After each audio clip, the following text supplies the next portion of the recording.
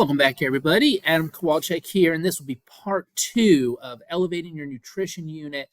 Now we're going to look at some of the activities that I do in my classroom. Again, this is one of my personal favorites, so hopefully these are some things that you can incorporate in your classroom. This is not nearly all of them, but hopefully it just gives you kind of an idea of maybe some of the things that I'm doing. And of course, we want y'all to share anything that you are doing that you think is great. We want to share that in communities. So continue to join that and make sure that we're always helping other health educators. I think that's so important, just as this video hopefully helps you. The first that I do is a food journal. I definitely do this for a few reasons. The first thing is it gives me an idea how the kids are eating. Obviously, some of the kids are just going to plug in random foods and they're not actually going to sit down, and I get it.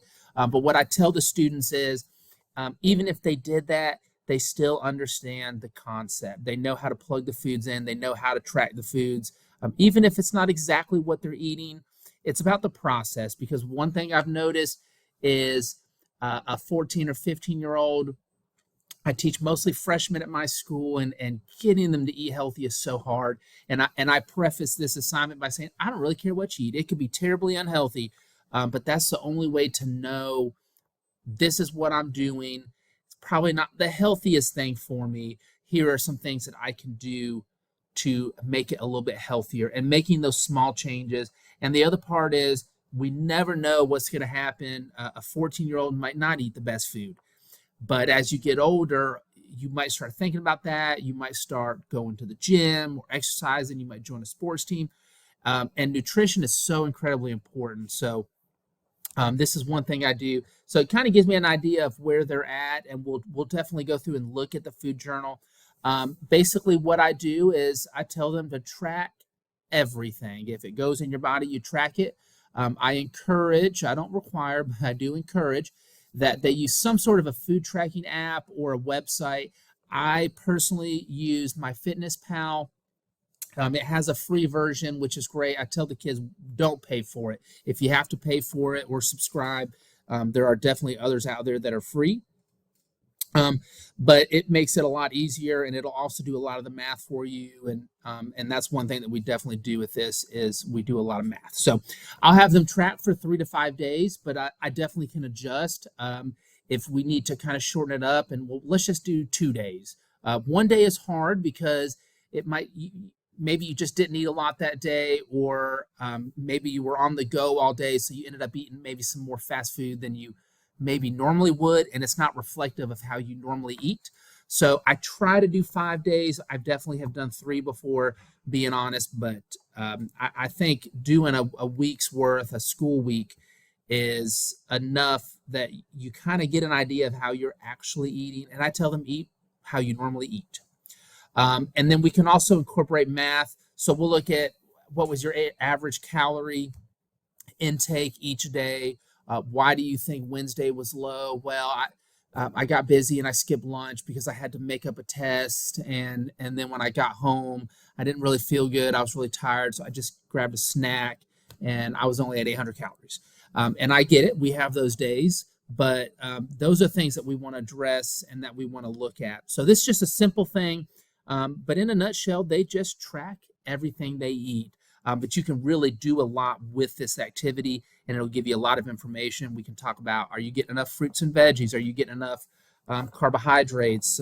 Is something too high or too low? How can you adjust this, or what can you do to make it a little bit healthier? So this is a pretty easy one for me.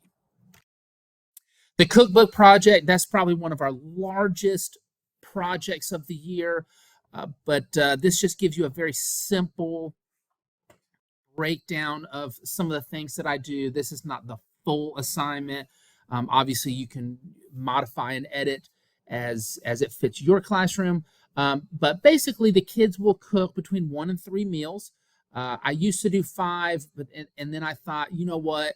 If you cook 2 or 3 meals, you kind of get the idea of it. And then I felt like maybe it was just a little bit repetitive. So I think 1 to 3 is a good number.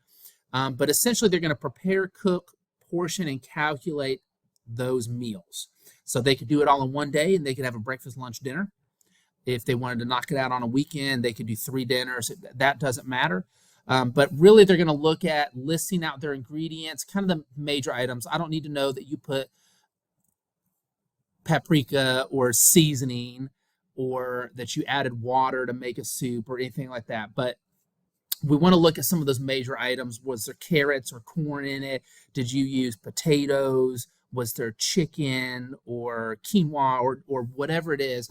I want to know what those ingredients are. I always make them take photographs, because I found that kids will just Google random food items and pictures. And so I make them take a picture with it, preparing it, cooking it, and then they're going to portion out, and they'll portion in 2 ways. So they'll portion a full meal that has to have so many items to it. So if we say it has to have 4 items, one of those could be a drink. So if they have a Coke, and they have grilled chicken, rice, and a roll. Okay, so that would meet the 4 items. They're going to portion out 1 serving of each of those 4, and they're going to put that on a plate and then take a picture of it. So that way they see what a serving size actually is, how little 4 ounces of meat actually is on the plate, because really it's about the size of a deck of cards. That's what I tell the kids. So it's not a lot. And then they need to adjust that meal to what they would actually eat. So maybe they put 1 more serving of chicken, maybe they have 2 or 3 rolls, and then they just kept the rice the same. Or maybe they wanted more Coca-Cola for their drink. And then they'll calculate all of the nutrition facts for those meals. So it's the 1 serving versus 1 meal. So how many calories, how many of those calories came from protein, carbs, and fats per serving of each item. And then they'll calculate, well, this is what I'm actually going to eat. So it's actually 2 servings of chicken, 1 Coke, 1 rice, and 3 rolls.